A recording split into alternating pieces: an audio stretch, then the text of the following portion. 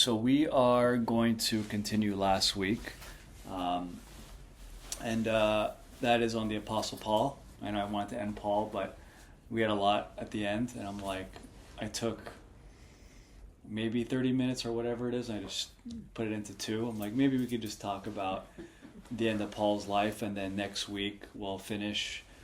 We've been doing a series on the apostles. We did all 12 of them, one by one. Like the significance of the number 12, Peter, and like just one by one. And it's been taking us some time. And then apostles, well, there was many apostles, but there was 12, the 12. There's a rigidity to the number 12, but there's the Apostle Paul, there's Barnabas, there's Silas. And next week we'll talk about Barnabas, Silas, just the ones that they're mentioned, but they don't have a lot of spotlight. But yeah, then we've been talking about Paul this is our third week on Paul. Yeah, so the more they have a lot of attention in the Bible, the more we have content to talk about. Right. So the Apostle Paul is considered the 13th apostle in the Roman Catholic Church. Okay, so we know that there's 12 apostles. Judas is one of them. He commits suicide. They roll the dice or casting lots, and that's Matthias in Acts 1. And then you have the Apostle Paul that comes in later in chapter 7, is converted or changes his life in chapter 9. And really, I'd say half the book of Acts, or more than half the book of Acts, is about the Apostle Paul and his journey. Right, and that's pretty much what we've been covering. But like when we hear the book of Acts, remember this: it's Acts of the Apostle. Acts, not ideas, philosophies, necessarily what they said or what they believed. It was their acts, right? What they did. They went here, they got beat up. They went here, they preached the gospel. They went right. It's about acts. It's about what they did. Okay, and we've been covering the Apostle Paul, and we know that Paul was born around 6 to 9 A.D. So he's 6 years to 9 years older than Christ. And as we know, this map here, which I showed you guys last week, it says Jerusalem over here. And that's the birthplace of the most influential person in the world in Western history. That's Jesus of Nazareth. And then north here you have Tarsus. And the second most influential person in world history or Western history was born there. And that's the Apostle Paul. Tarsus, right? And all Paul did was talk about the first most influential person, right? If you go to... you look at all these St. Peter's Basilica, St. Andrews, like all these jaw-dropping places. Like, what did Peter do? He's a fisherman from Jerusalem. What did he do? Well, he was with the most influential person in the world, Jesus of Nazareth, right? Just like the Apostle Paul. Okay, so it says here 6 to 9 AD he was born. Yeah. Where's Tarsus now? That's Turkey, modern day Turkey. Turkey. Uh-huh. Okay. Yeah. So, right around here is the border, right there, and then Tarsus is north of here. So, 6 to 9 A.D. Paul, remember, he was born in Tarsus, raised in Jerusalem, but then he did most of his ministry in Antioch, which is right in between, right here. Also in Syria, and essentially when he was in Jerusalem, he was educated by Gamaliel, the highest form of education at the time, and his trade was he was a tent maker. So he went to seminary, he did a lot of reading, but he also had a trade, and he was a tent maker, and he was very zealous to get rid of this new sect called the Way. Okay, remember, under the Roman Empire, it was everyone had to bow down to Nero, to Caesar, okay, except for the Jews. And the reason why, because the Jews inherited, because they've had an old religion, So they were exempt from that umbrella from bowing down to Caesar. So because Christianity came out of Judaism, they were under that protection for some time. You see, until Acts 7, the killing of Stephen, right? So Paul, or Saul of Tarsus, remember his name is Saul in Hebrew, but the reason why we call him Paul is Greek. Okay, so it's not a God changed name. When I say a God changed name, like you'll have Abraham, and then your name is now Abraham. Jacob, he wrestles, the angel. Your name is now Israel. Simon, your name is now Peter. Upon this rock, right? There's a name. God changes someone's name whenever something significant happens. Here, there's no name change. God didn't do it. It's just Luke was the one that says Saul, Saul, Saul, and then chapter 13, Paul. It's nothing. It's just more Greek or Hebrew to Greek. That's really it. So most likely Saul's name was from the king of Israel, Saul. All right? That's how we go. And then all of a sudden, Paul is just, again, it's his Greek name. So remember his first journey. His first journey is that, so remember, Paul is converted on the way to Damascus. He's going on the way to Damascus to persecute Christians. Jesus appears to him in Acts chapter 9. And remember, he cannot see for 3 days.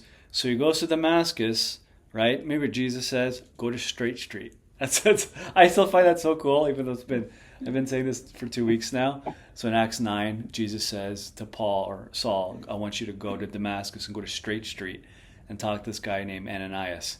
And the reason why it's cool is because that street still exists today in Syria, called Straight Street. So it's not the fact that Paul walked that street; it's the fact that Jesus names it, and it's still active today.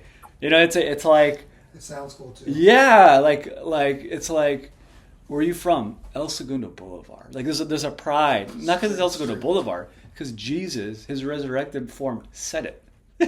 That's pretty cool. But anyway, yeah, it's in Acts 9. So he's there, and then he goes to Arabia for 3 years, most likely talking to Jesus, all in Galatians 1. After 3 years, he goes back to Damascus, and then goes straight to Jerusalem for 15 days, talks to Peter, talks to James, the brother of Jesus, okay? And then all of a sudden, he goes back up north to Antioch, right here. I hope you guys can see it, to Antioch. And then from Antioch, this is his first journey. So Paul, remember, he has 3 journeys. I like to say 3 laps, because they're very similar as far as the places that he goes to. And remember, his first journey, this is in the red, remember, from Cilicia. So the reason why it's called Cilicia, remember when we talked about the book of Daniel? Remember, there was the Babylonian Empire, the Medo-Persian Empire, and then there was the Macedonian Empire, led by Alexander the Great. Okay, all prophesied. And remember, Alexander the Great dies at 32 years old in Babylon. Unexpected, obviously. But when he dies, he doesn't name a successor.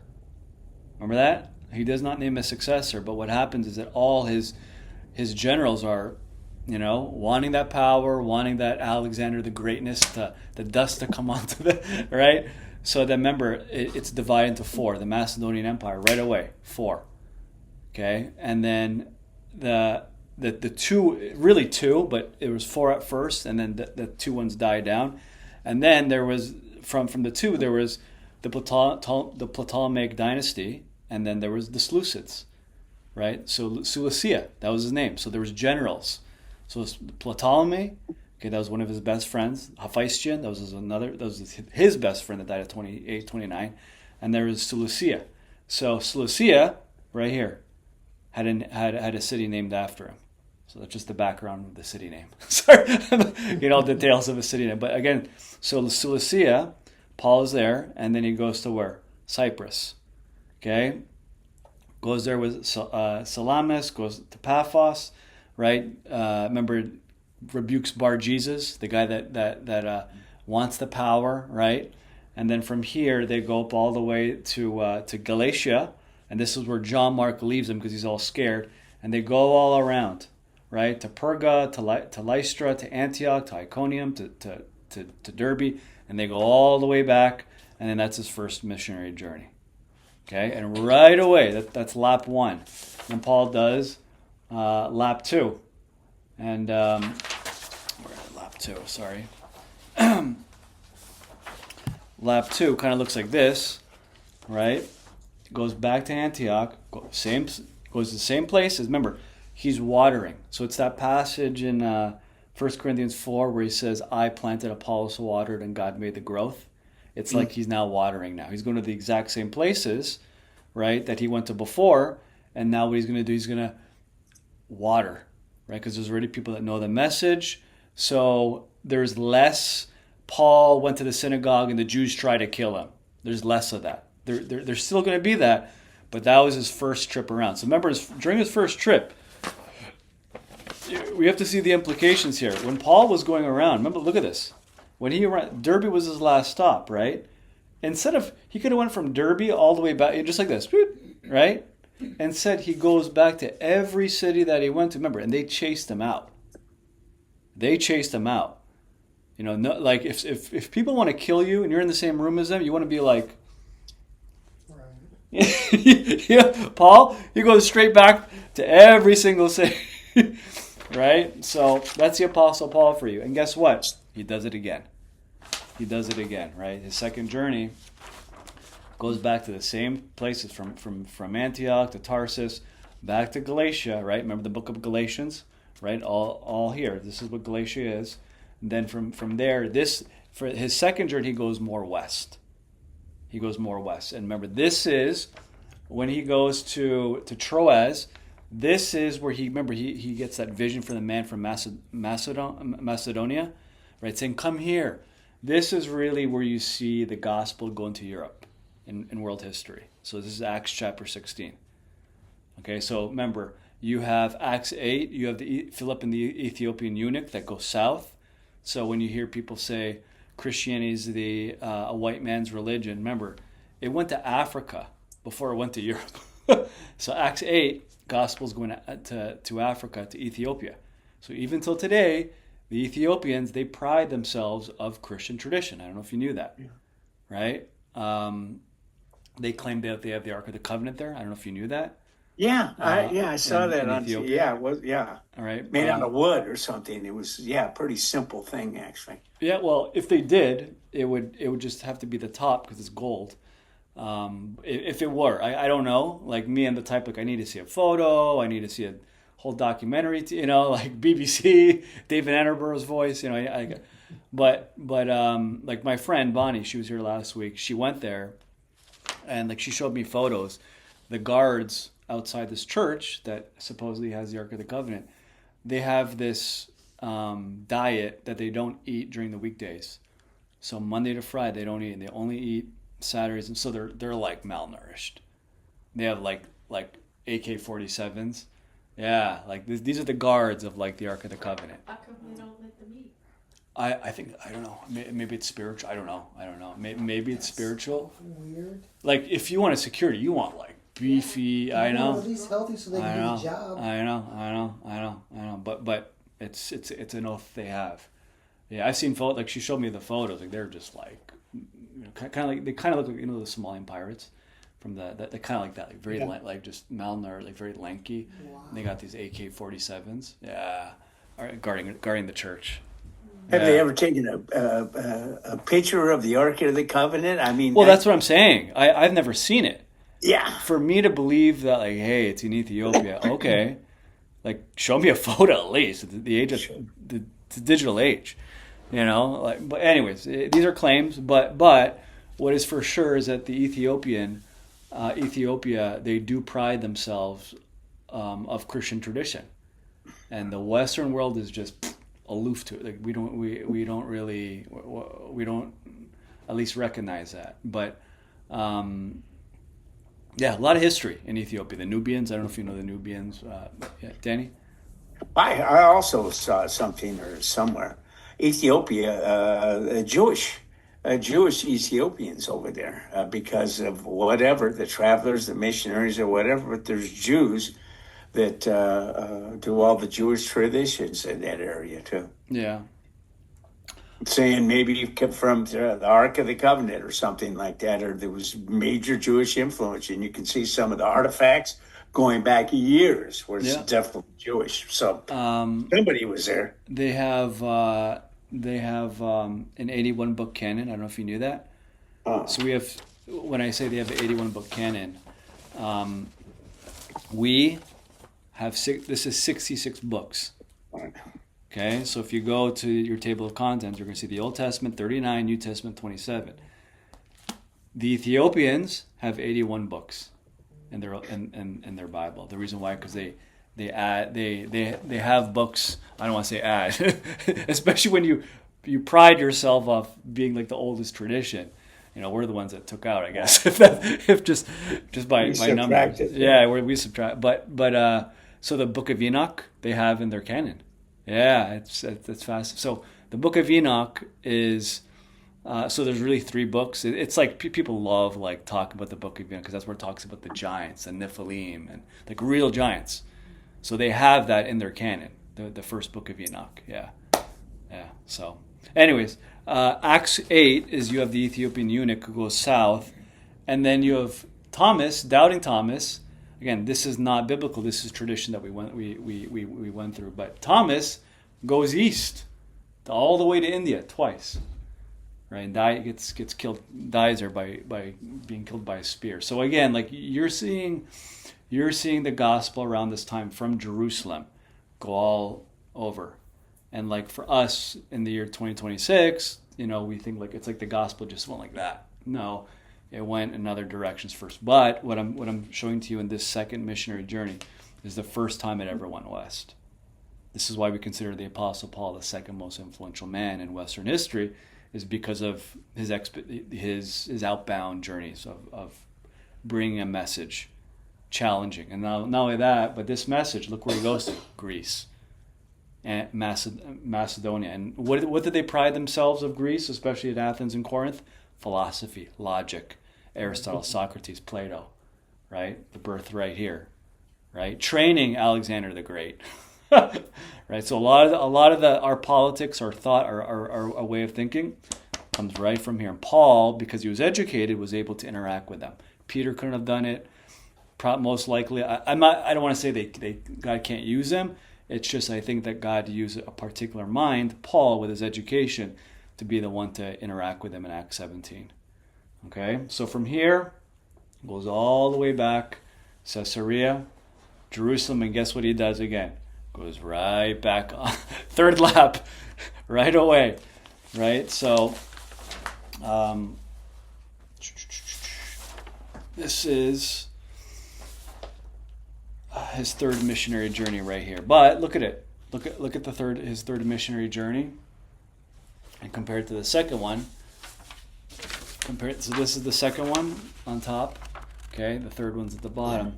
It looks very similar. The red is where he's going.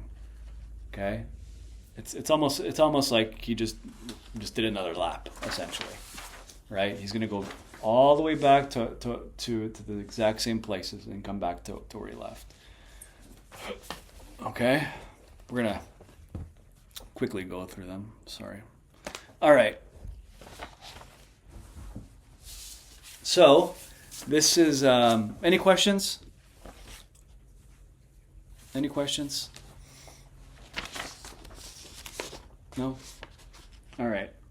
So, Paul is going to start in Antioch, and let's go to the book of Acts. So I'll go to Acts 18. Acts chapter 18.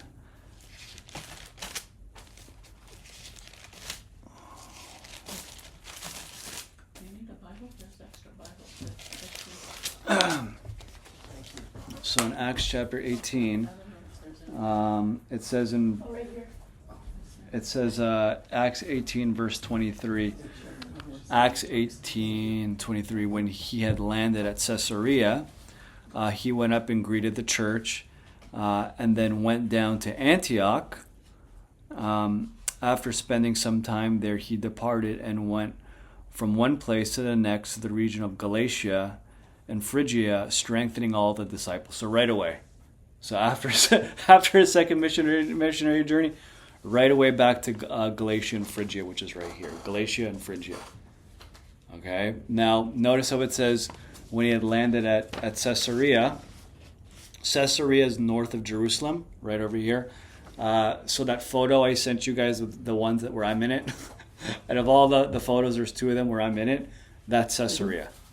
Okay. Okay, just for context, so I sent them photos. I'll show you after. But like, it's that was built by Herod the Great. Like that. It's amazing. Yeah, It really is amazing. So yeah, so from here, he goes all the way up, and then where does it say he goes? He goes to Galatia. So now notice on the map. It'll say Antioch, Tarsus, Derbe, Iconium, Lystra, Antioch of Pisidian. It doesn't say that in the text, but it's almost implied. It's almost implied, meaning that if he's going to go to Galatia, guess where he's going to go? To the same places that he went to before. So remember, his first missionary journey went to these places. Second missionary journey, Galatia. Third missionary journey, the exact same places. It doesn't even say Tarsus, but it's almost assumed. Kind of what I was saying last week. You know your own home. All of us, if you're not from California, you know your home. You know your bed. You know where the peanut stash is behind the pillow to the left. You know what I mean? Or like when I was in Toronto, you guys were talking about the window. I'm like, oh yeah. Like there's a familiarity. Take the hymn. If it's not that cold, put it like this. If it's a little cold, move it up. If it's really like there's a familiarity that you have. Paul had the same thing when it came to Tarsus, right? So he's first from Antioch to Galatia to Phrygia, and then from Galatia Phrygia, where does he go? Paul goes to Ephesus. Okay, so from Galatia he goes to Ephesus. This is all of Acts chapter 19. So if you look at Acts chapter 19. It says Paul, and it's the whole chapter, and then it says sons of Sceva, where you had these men with again demonic spirits, and then Paul goes from Ephesus to Troas, okay, and he was here for 3 years, and he was teaching almost every day. And most likely when Paul was here, remember, we're from Galatia, and then he stops here for 3 years. This is where he wrote 1 Corinthians. Okay? He wrote 1 Corinthians here. And then when he was in Ephesus. Okay. Yeah. And then when he's in Ephesus, okay, he's going to go where? To Troas. Okay? And when he's in Troas, this is where he writes 2 Corinthians. Okay? So let's go to Acts 20. Can someone read 1-2? Acts 20, 1-2. When the uproar was over, Paul sent for the believers and encouraged them. Then he said goodbye and left for Macedonia. Okay. While there, he encouraged the believers in all the towns he passed through. Okay, so then he traveled down to Greece, where he stayed for 3 months. All right. Okay, to sail back. Okay. So Troas, and then what does it say? He went to what? Greece. So remember, this is Macedon. This is Greece.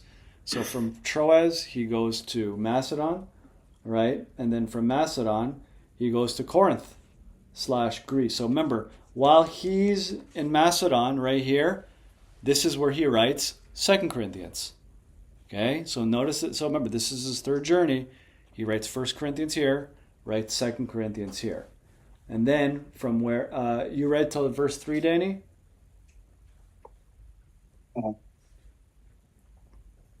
Let me change my glasses. You're good. Sorry. You read to 1, verse 2, 3? 3. Where he stayed for 3 months. He's preparing to sail back to Syria when he discovered a plot by some Jews against his life. So he decided to return through Macedonia. All right. So remember, this is the theme that you see like from his first journey. is wherever Paul went, remember, what was the first thing that Paul did?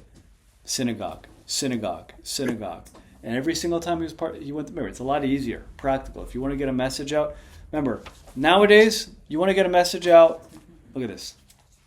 All you got to do is take your phone and, you know what I mean, like, start talking and just record yourself. You know, you just say a message, boom, you post it. Or you tweet it. Or getting a message now is a lot more easier.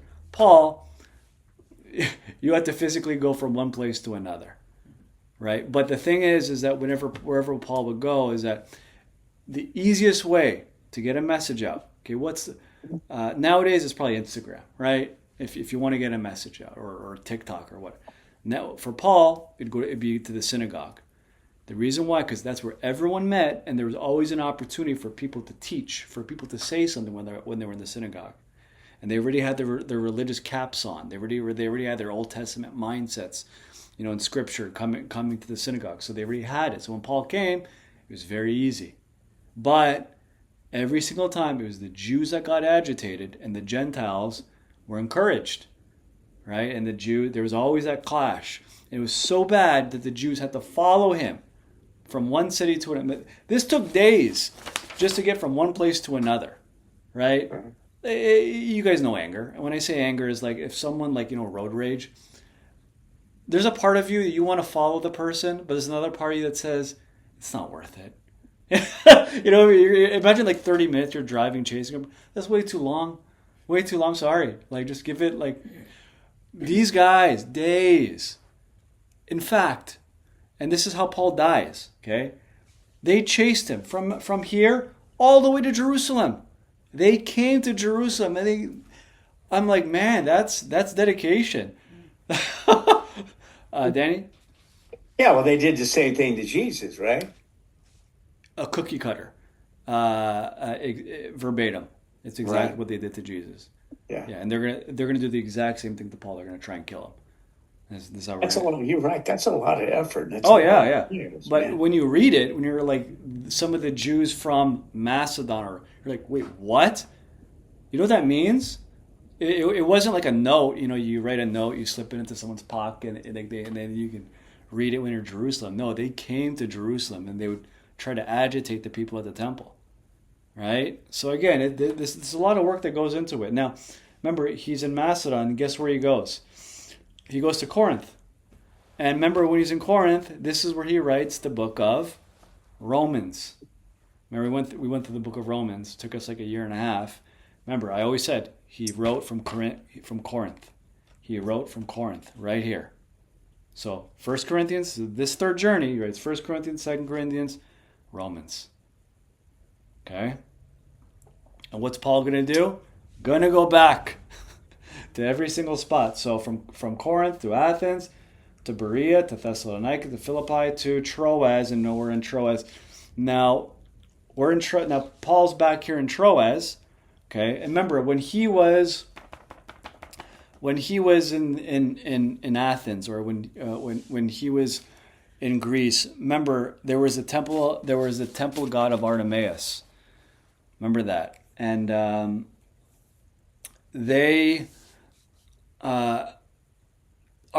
think I sent you the photos there too of where is this? It's pretty interesting. So Artemis was the god. She was kind of like Legolas, the bow and arrow, and it was kind of like the hunting god. Okay, and it was like Ephesus was like the gates to it of Artemis. But this is essentially the temple of Artemis right here. This photo that I sent you guys. Okay, this is what it looked like. So during Paul's day, he was looking around. Okay, now this is the temple of Artemis today. One pillar. Oh my God! One pillar that exists today. That's art. So this is where Paul would have been.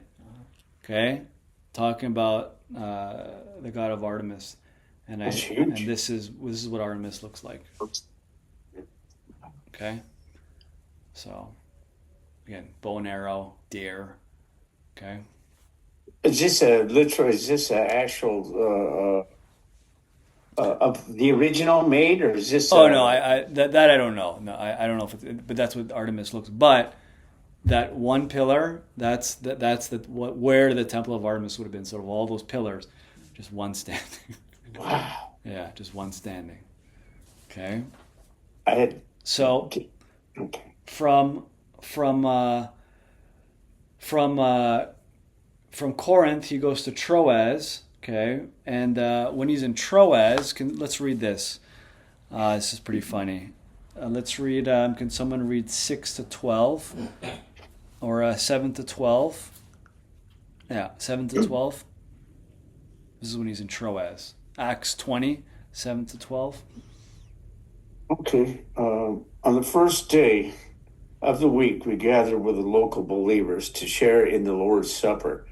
Paul was preaching to them, and since he was leaving the next day, he kept talking until midnight.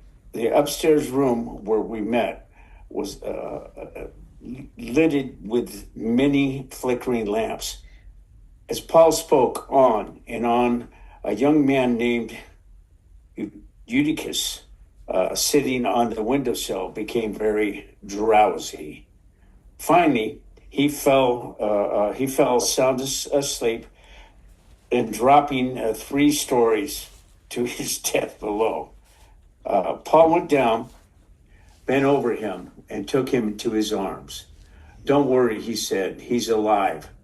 Then they all went back upstairs, shared in the Lord's Supper, and ate together. Paul continued talking to them until dawn, and then he left.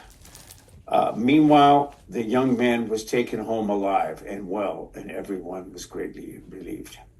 All right. So this is, I guess, a humorous part where Paul. I guess it's a case of ethics. Like who killed who? Did Paul kill Eutychus? So Paul is giving a Bible study. This is on the 3rd floor, and this young guy Eutychus is sitting on the window ledge, and my translation says, "and being overcome by sleep." It's like a spirit came, a spirit or like goo came over him where he couldn't resist it, and then he falls and he dies. Right, and then I just imagine that reality, like being responsible for someone's death because you talk so long. So that I used to teach at a church in Riverside. It was Grand Terrace area. It's like an hour on Sundays, and it was an older. It was an old congregation that they would just want me to come on Sundays to teach, and they gave me 20 minutes to talk, only Wow. 20 minutes. It was an hour service and then 20 minutes, and they're very rigid about me speaking for 20. And okay, me, I talk for, I can just go on and just talk for multiple hours, but like 20 minutes. And the reason why, because there was this old British couple at the front, and the guy had a breather, and I think his breather was only it only went on for an hour. So if I taught if I was like, oh my, if I go more than 20 minutes, I might kill the guy. But just the thought of like you being responsible over someone's death because you taught too long. I'm just like, good job, Ruben. You killed the old man. I was just looking at this old guy. I was at the whenever I'm like, he's just like looking. It's like Bored him to death. I was like, just that reality. You literally talked him to death. I know. I could like you can be responsible for someone's death because you teach too long. I was like, oh my. Anyways, but Paul, I guess Paul sympathizes. He understands. I always thought, imagine the eye contact between Paul and Eutychus. Imagine like Eutychus is dead. He wakes up and he looks at Paul. It's like the shame. It's like, oh, I fell asleep. It wasn't you, it was me, and thank you, by the way, for healing me too, right? But that interaction between Paul and Eutychus, that would have been something else. But anyways, Paul goes from Troas, and then he goes to Miletus, right here, okay? Now he skips Ephesus and goes straight to Miletus. This is the famous passage in Acts 20. I don't think we have time to read it, but what Paul does is while he's at Miletus, look where Miletus is. It's not Ephesus, but what happens is the elders. Because remember, Paul established elders in churches. Remember, Timothy. Timothy is not. This is where Timothy is from Galatia. Remember, 1st and 2nd Timothy. In his first missionary journey, Timothy is not mentioned. In his second missionary journey, Timothy comes along, implying that his first missionary journey, seed was planted. You see that? So, while he's in Miletus, the elders of Ephesus come down and he speak, and they see Paul, and this is the passage where they're weeping for Paul, and the reason why is because they would never see him again. So, because Paul was so confrontational at this time, because he's going to synagogue teaching, there was already talks of like wanting to kill him, and people already knew that. Okay, so very sad passage. And not only that, it's one of those moments where you have no cell phone, you have no phone, you have no address to mail. You know what I mean? Like, you just don't know if you'll ever see a person again after this voyage. And this is where it says like they were weeping, knowing that they would never see him again, almost like he was going to die, right? And then from Miletus, goes straight to Jerusalem, and that's his third missionary journey, right here. Okay. Now, this is Paul's final journey, and some people consider his fourth missionary journey. I don't think it's a missionary journey. The reason why it's not a missionary journey is because he's in chains. He's in shackles, Paul. And this is where it's his death. Okay, so after the third missionary journey, guess what he does? Straight to Jerusalem. Okay, straight to Jerusalem. Acts 21, 15 to 17 says, what are we by time? Okay, it says, after these days, we had got ready and went up to Jerusalem, and some of the disciples from Caesarea went with us, bring it to the house of Mnason and Cyprus as an early disciple with whom we should lodge. When we had come to Jerusalem, the brothers received us gladly. Okay, so now they're back in Jerusalem, and this is Paul's fifth time back in the scriptures that we know that he was in Jerusalem. But remember, there are already rumors of his death. Okay, so I just read to you Acts 21. Acts 20, verse 22, 23 says, and now behold, I'm going to Jerusalem. This is, remember, he's speaking to the elders when he was at Miletus. I'm going to constrained by the Spirit, not knowing that what will happen to me there, except that the Holy Spirit testifies to me in every city that imprisonment and affliction await me. Okay, so he knew. Remember, this is when he was going here. So they kind of had in mind Paul's about to die. Okay, so while he's in Jerusalem, he has a meeting with James and the elders there. So remember, there are bishops and elders. A bishop was a pastor. They didn't use the word pastor. They used the word bishop, and then there were elders there. Okay, and then so most likely the bishop was James, the brother of Jesus, right? So if you want to go really historic, and the reason why I'm saying really historic is a lot of some people in the Christian thought is that we like to pride ourselves by being the oldest tradition. Is it the Catholics, the Roman Catholics? Is it the Eastern Orthodox? Is it the Ethiopian? Like, realistically, you're not going to go any further than Jerusalem, right? Some ancient tradition that started, and it was really the brother of Jesus and the elders. But Paul has a final meeting with them, and he says on the following day, Paul went with us to James, that's the brother of Jesus, and the elders were present, and when they had heard it, they glorified God. Okay, so James is clearly the elder here, and Paul is there giving them updates of what happened. Now, this is where Paul gets arrested, and let's all go to Acts 21, and can someone read 27 to 36? Acts 21, 27 to 36. Can someone read that? Paul arrested in the temple when the 7 days were almost completed. The Jews from Asia, seeing him in the temple, stirred up the whole crowd and laid hands on him, crying out, "Men of Israel, help." This is the man who is teaching everyone everywhere against the people and the law in this place. Moreover, he even brought Greeks into the temple and has defiled this holy place, where they had previously seen Trophimus and the Ephesian with him in the city, and they supposed that Paul had brought him into the temple. Then all the city was stirred up, and the people ran together. They seized Paul and dragged him out of the temple, and at once the gates were shut.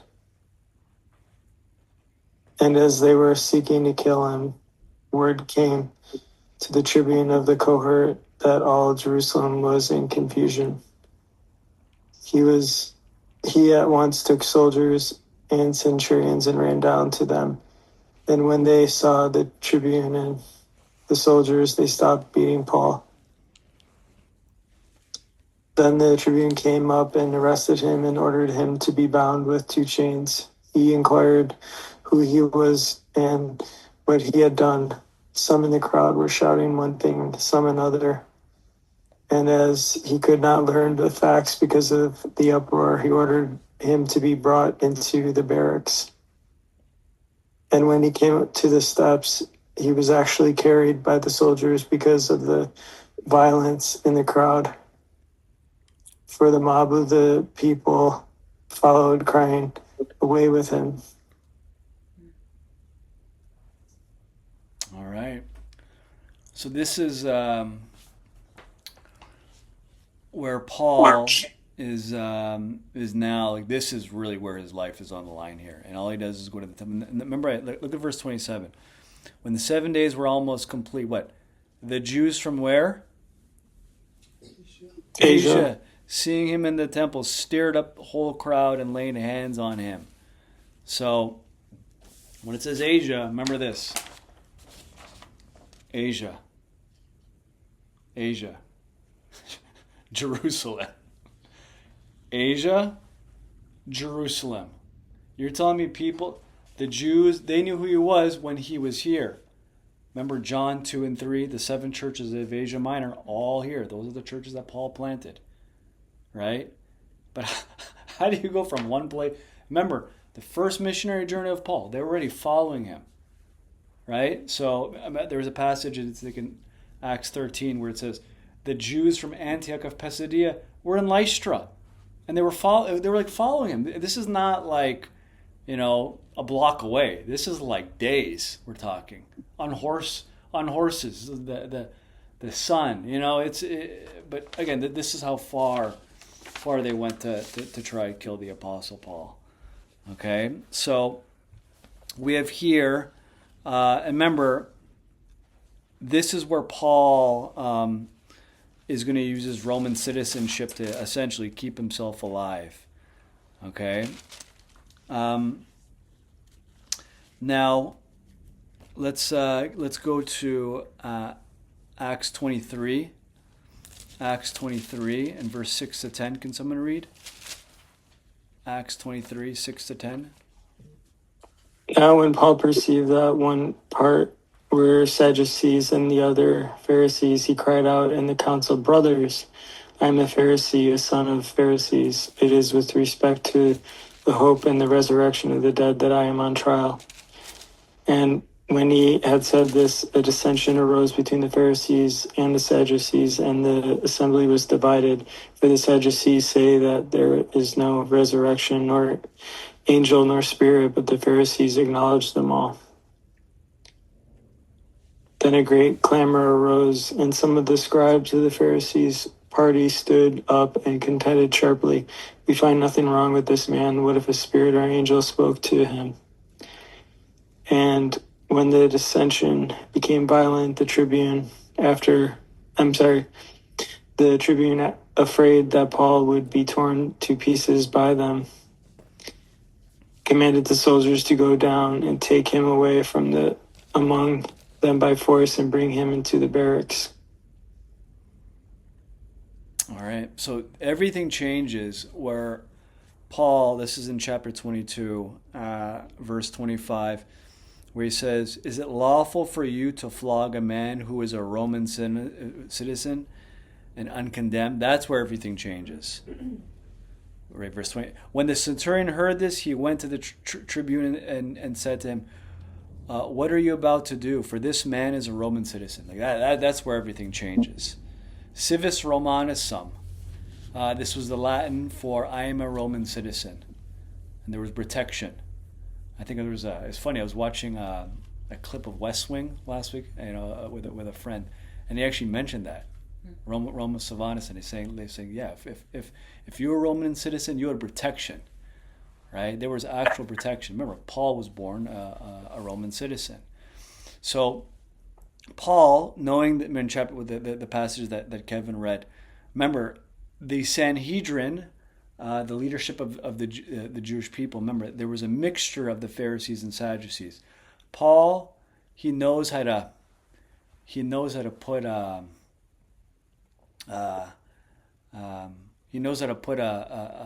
cigarette in a forest fire, light a forest fire, essentially. It's like Calvinism or Arminianism. Like if like Christian theology, you know how to. You walk into a room, you know how to light it on fire. You know how to start conflict, right? So this Paul being a Pharisee, and then there were Sadducees there. Remember, the Sadducees are extinct religious sect, religious group, like gone away within 70 AD. The Romans knew how to get rid of people. They got rid of the Sadducees. Okay, remember the Sadducees were a group that believed in only the first 5 books of the Old Testament, so the Torah, and that was it. The rest of the books, they don't believe it's inspired. Okay? And they also don't believe in anything supernatural or like an angel or a demon, or they don't believe in the afterlife.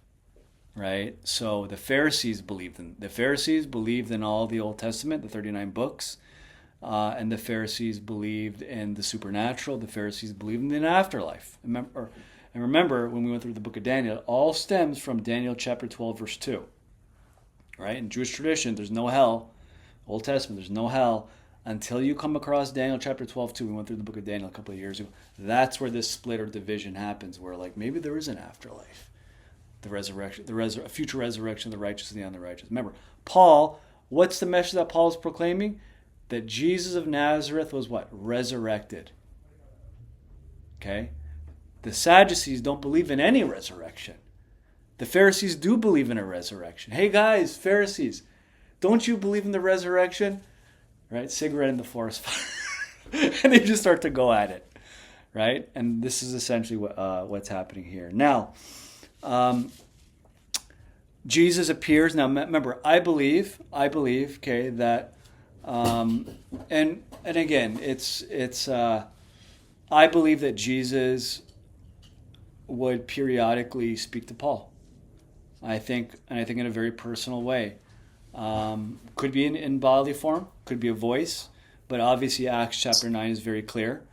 When he was in Arabia for 3 years, I don't know if you knew, but remember when we talked about Thomas going east, going to India? So the Acts of Thomas, that's the 2nd, 3rd century document. I'm not saying it's the Bible, okay, but the reason why Thomas went to India is because the disciples, they cast lots together.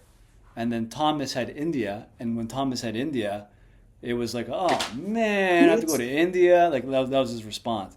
And Jesus comforted him.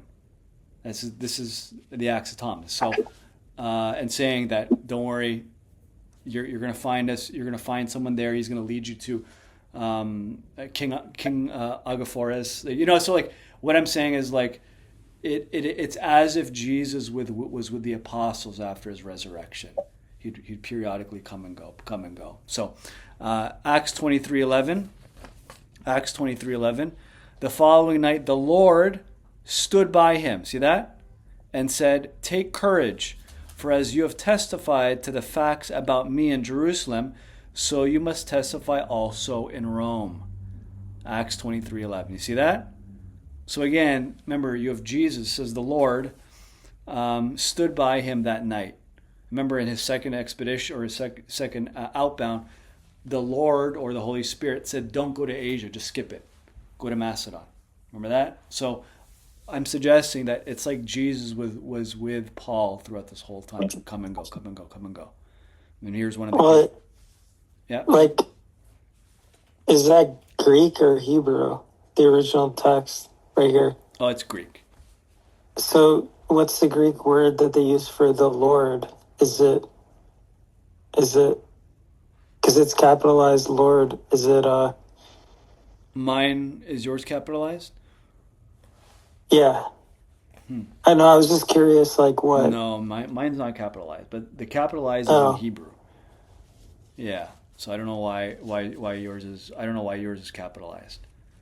It's Thank just you. Yeah, it's just interesting because I mean it says stood. You know, I don't know if there's another translation that says something different, but like Yeah. stood. You know, it means that he's there. Like, you know, like if I don't think it was his spirit. I don't think it was the Holy Spirit. I think it was like No, I believe it was. I believe it was the resurrected Jesus. Like I really Yeah. believe that. Remember John 21 where it says when there was doubting Thomas, it says there was a lock. Remember that all the doors were shut, and then boom, Jesus appears. Right? Yeah. And the point is, there's something different with his supernatural body. I think his resurrected body, teleportation, walk through walls, doesn't say it, but you have to imply it almost. Right? So very similarly, like I think the way he was appearing to his disciples after his resurrection, I think it did not stop, is what I'm trying to say. Us in our minds in Acts 1, it's like we assume that he's gone. But I think throughout the apostles, I think he would come and go still. Okay? Not just eat fish with them, but to like help them, direct them, right? Essentially lead them to their own death. So you have Thomas, right? Jesus led him to his own death, right? His bones, I don't know if you knew, but Thomas's bones are in India right now. So we have Thomas's bones, we have Andrew's bones, and then we have Thomas's bones right now. Yeah. Okay, but remember, you have Jesus here now leading them. This is essentially the out from Jerusalem all the way to his death in Rome. Here. Okay, so this is, remember, Jesus is the one that's going to say, you're the one that's going to go to Rome. So who's the one that brought the gospel to the Western world, to Europe? It was Paul, led by Jesus. Okay, so this is history. How the gospel is coming essentially to the entire world. Right. Acts 23. Can someone read 12 to 22? Acts 23, 12 to 22. The next morning, the group of Jews got together and bound themselves with an oath not to eat or drink until they had killed Paul.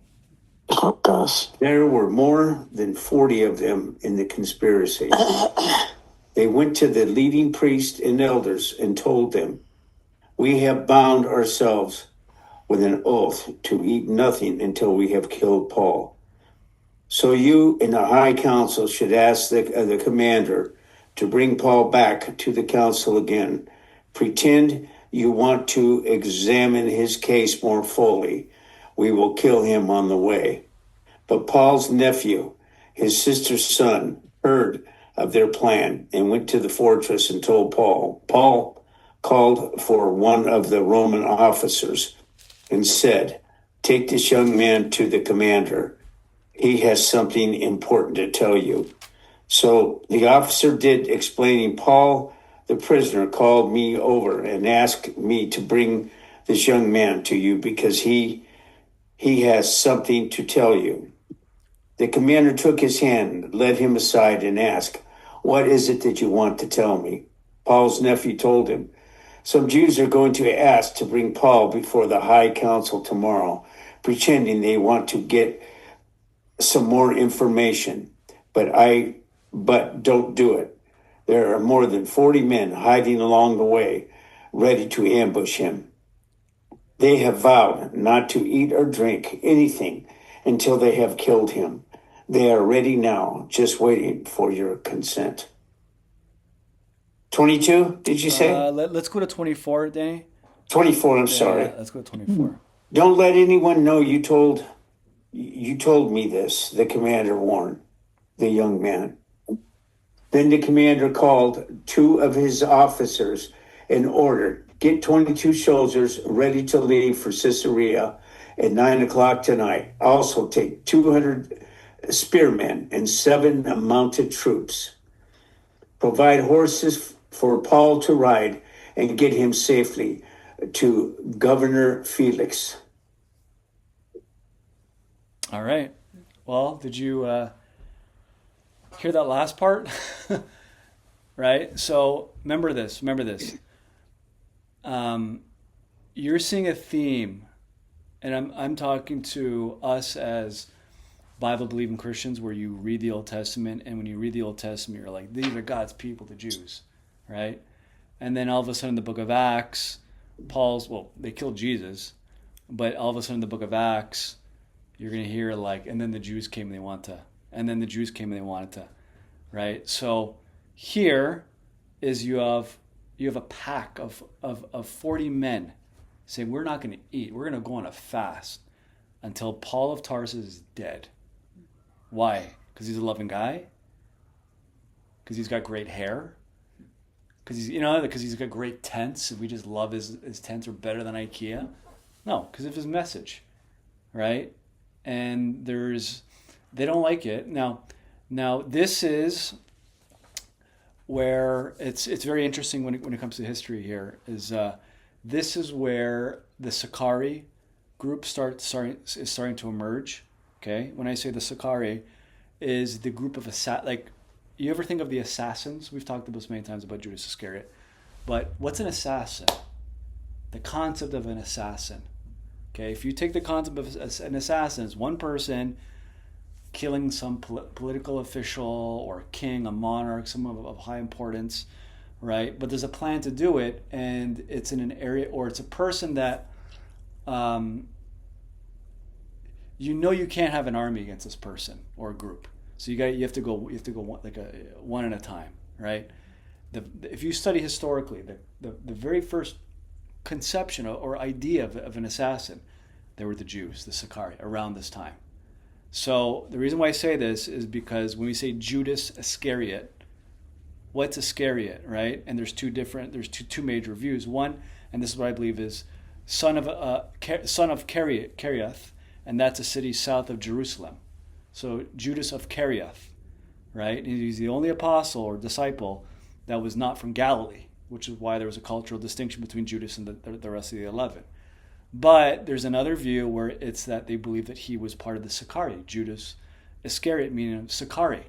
Sicarii is from the word dagger, some small dagger, and they were birthed out of the Zealots.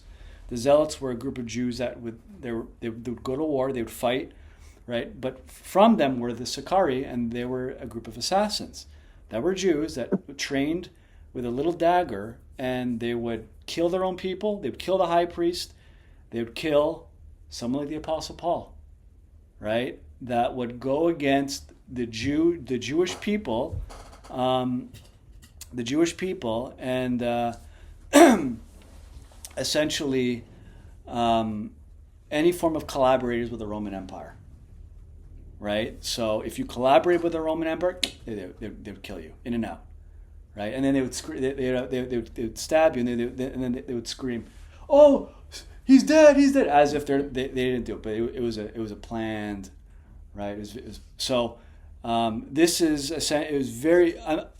I don't know if this group of people are the Sicarii, but what I'm saying is, like, this is historically, this is where the Sicarii started to form around this time, right? Which is why I don't believe Judas, because Judas is already dead, right, around this time. But 40 Jews are now saying, we're going to kill the Apostle Paul.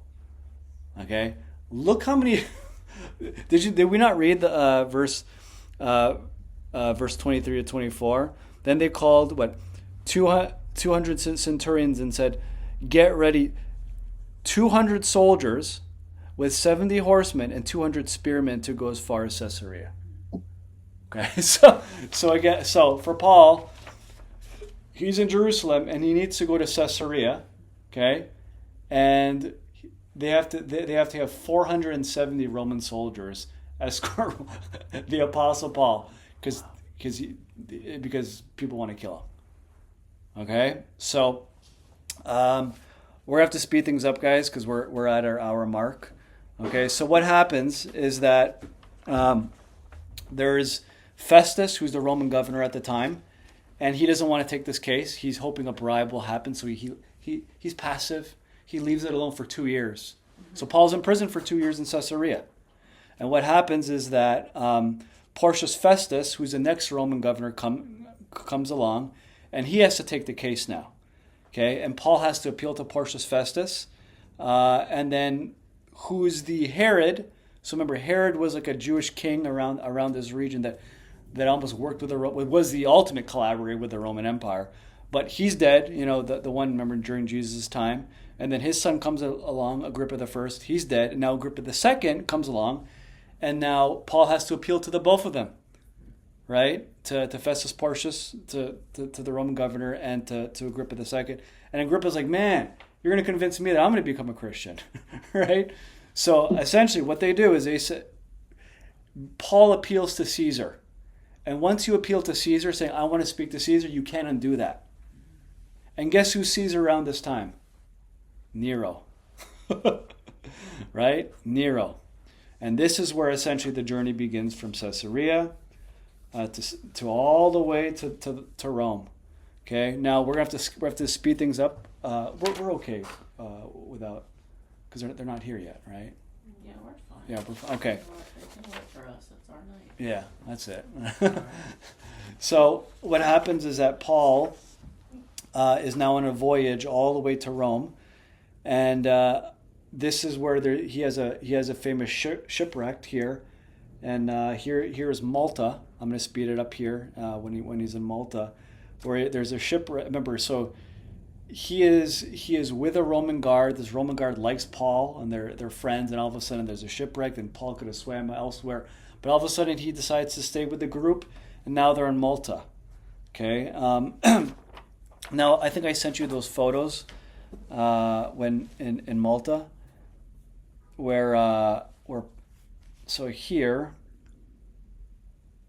this photo here, that's the Apostle Paul.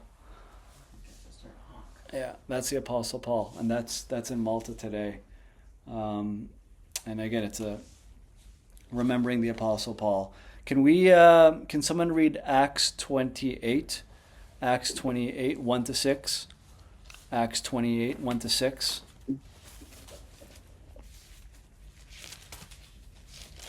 After we were brought safely through, we had learned that the island was called Malta. The native people showed us unusual kindness, for they kindled the fire and welcomed us all, but because it had begun to rain and was so cold. When Paul had gathered a bundle of sticks and put them on the fire, a viper came out because of the heat and fastened on his hand. When the native people saw the creature hanging from his hand, they said to one another, no doubt this man is a murderer, though he has escaped from the sea. Justice has not allowed him to live. He, however, shook off the creature into the fire and suffered no harm. They were waiting for him to swell up or suddenly fall down dead. But when they had waited a long time and saw no misfortune could come to him, they changed their minds and said that he was a god. All right. So this is where when Paul is on Malta, there's a shipwreck. All of a sudden they're in Malta, and then they're lighting a fire together, and guess what happens? A viper comes out of nowhere and bites him. And when it bites him, it says it was hanging from his hand. So they all saw it. And the natives, they know, they're like I don't know if you've seen films where when someone gets bit, by a poisonous snake, they're like, just leave him alone. Give him 2 minutes. He's gonna die. Right? They were expecting that from Paul. Yeah. Right? But Paul's not dying. There's this famous, the funny line where it says, with the people of Malta says, "No doubt this man is a murderer." They assume he's a murderer, right? They don't know that, but though he escaped from the sea, justice has not allowed him to live. So, it's like poor Paul. It's like he's in Jerusalem, gets accused of, they want to kill him. He has 40 men wanting to kill him. All of a sudden, he has a 470 entourage of Roman soldiers follow him, in jail for 2 years. Now he's on a ship going to Rome to be killed. He has a Jonah moment, shipwrecked, right? Instead of getting eaten by a whale, now he's in Malta. Instead of a whale, he gets bit by a snake, right? And the people of Malta are like, man, this guy, like, he says, first a shipwreck, right? Now gets bit by a snake. It's like, what kind of day is Paul having? But the thing with Paul, he doesn't die, right? So remember that passage in Mark 16. Remember, there's a debate from verse 9 to 20 where it talks, or from 6, I think it's 7 to 20, where it talks about, you're going to trample on poisonous snakes. Remember that? So essentially, this is where the idea comes from, where Acts 28, where Paul is bitten by a poisonous snake, right? So you have certain churches, some churches in Africa or in other places, they'll have poisonous snakes and they'll dance around, get bit, and they'll die, right? Thinking that this is prescriptive. Mentone, Alabama. Okay, not Africa. Literally. America. No, like literally, Mentone, Alabama. Yeah. I've been there. Yeah. I didn't go to the church, but that's where a snake handling church is. All right. Snake handling churches, right? But again, you always ask, is it prescriptive or descriptive? Descriptive meaning it says he had long hair. Doesn't mean I have to have long hair. Versus it says he has long hair and I have to have long hair. It's prescriptive. You see, like love your neighbor as yourself. You have to love your neighbor today. It's prescriptive, right? This just it's a case that happened to Paul. Now, it says. Verse 30, 31, Acts 28, and then he lived there 2 whole years. This is when he was in Rome. His own expense, and welcomed all who came to him. So people came, and Paul would continue to preach, proclaiming the kingdom of God and teaching about the Lord Jesus Christ with all boldness and with all hindrance. And this is where he's in Rome. Remember, because he's in jail, this is where he writes the book of Ephesians, Philippians, Colossians, and Philemon here. Remember, because they're all in those 4 letters, he'll say, I'm in prison. Paul, a prisoner of the Lord. Paul, a prisoner of the Lord. It didn't say how long he was in there? 2 years. Oh. So the book of Acts ends there, because it says he was there. So this is the Roman Empire. So this is the last on the map. Okay, all 4 of those pages, this is the last. He's Rome. Now, it says he was there for 2 years, but this is right there in Rome. So now he's in the Roman Empire. Here's Paul. Now remember, we've read the book of Romans, and remember the book of Romans this is Rome. What was Paul's desire? What did Paul want to do? Go to Spain. What's that? Go to He Spain. wanted to go to Spain. It's right here. Paul's goal was to go to Spain. It was considered the end of the earth or end of the world around this time, right? And this was his ultimate destination. Now, Paul was here in the book of Acts, and does that mean Paul's life ends here? No. It's the Acts of the Apostles. Okay. Now, what is debated and what is assumed is that after 2 years, Paul escaped, or not. Paul was let go, but eventually brought back to jail in Rome, and this is where he dies. Okay. So you'll have, and then later on, in his last time in prison, this is where he writes 1st, 2nd Timothy, and Titus. Okay, so it's almost assumed that Paul left prison after the 2 years, and because you'll have passages like in Titus where it says, "This is why I left in Crete," or 1 Timothy 1:13, "I urge you when I was going to Macedonia," right? So this was after. Paul, he went to Macedonia after. So the implication is Paul left Rome and then came back to Rome. And then this is where he essentially dies. Okay, in his last visit here in Rome. So let me read to you guys. So the Apostle Paul dies under the Emperor Nero. And he dies by being beheaded. Okay, and I don't know if you saw it there, but that photo here that I sent you guys are the actual chains of the Apostle Paul. Really? Yeah, when he in his death. So this one right here, and they have Peter's too. Yeah, they have Peter's the chains that Peter and Paul had on their death. The church, the church, all into relics and keeping things. But yeah, so Paul, we know, was a Roman citizen, right? And because he was a Roman citizen, he could not be crucified.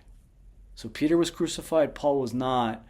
We believe that Paul was beheaded, because if you're a Roman, you could still be beheaded. Okay, so 2 Timothy this is Paul's last words where he says, verse 6 to 7, chapter 4, 6 to 7, where he says, "For I am ready, being poured out as a drink offering, and the time of my departure has come. I have fought the good fight, I have finished the race, and I have kept the faith." This is, when he says I'm being poured out like a drink offering, this is Paul's last, this is it for me. He knows it. Okay, he knows it. Now, history, tradition, this is Clement of Rome. This is 90